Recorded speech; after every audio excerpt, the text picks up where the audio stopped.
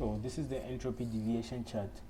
The entropy deviation chart also uses the PR and the TR, which is in here, just as the entropy deviation chart.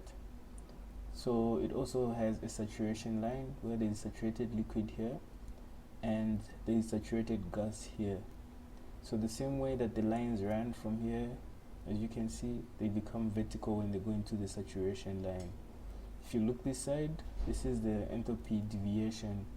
So sorry, this part is not clear, as this is how I got this table and I had to put it out like this for convenience sake. As you can see, the formula here is S0 minus S, which is the ideal gas, entropy minus the real gas entropy. And if you look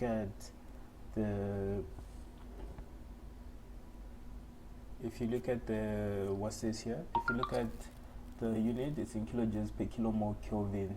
For this one, you do not have to multiply by the critical temperature, as it is already in the units of specific entropy. But what you can just do is divide by the molar mass if you want to convert it to kilojoules per kg instead of kilojoules per mole.